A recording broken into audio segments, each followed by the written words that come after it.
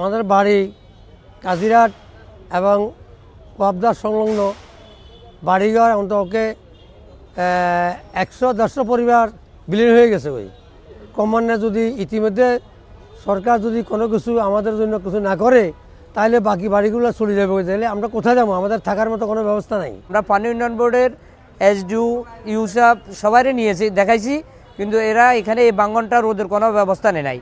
আমাদের মসজিদটা প্লাস কাজিরহাট কেরামতিয়া রাস্তাটা আজকে 6 মাস পর্যন্ত বাঙ্গনের মুখে আছে। এইটার কোনো উদ্যোগে নিতেছে না পানি উন্নয়ন বোর্ডে। ডিসির অনুমতির জন্য এদের কাছে গেলে এরা বলে যে ডিসি অনুমতি দেয় নাই। এখন আমরা আজকে ডিসি অফিসের সামনে এসেছি ডিসির অনুমতির জন্য। ডিসি যদি অনুমতি না দেয় আমরা ডিসি অফিসের সামনে এখানে সবাই বসে থাকবো। আনার নদীকে বাঁধি দিলে আমরা হিয়ানে আবার বসবাস করতাম, আমরা আবার হিয়ানে থাকতাম চাই। আমরা অঙ্গার মানুষ বাইয়ে রয়েছি, মানুষের দিকে রয়েছি। বল দিলে কজন থাকতে পারে। আমাদের নদীতে সব ভাঙি গেছে, বাড়িঘর সব ভাঙি নদীতে চলে গেছে।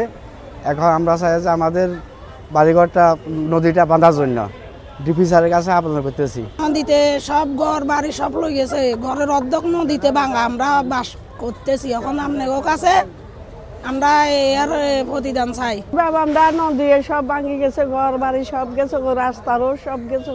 আমরা বাড়ির থেকে বাইরের মধ্যে সেই সুযোগ নাই।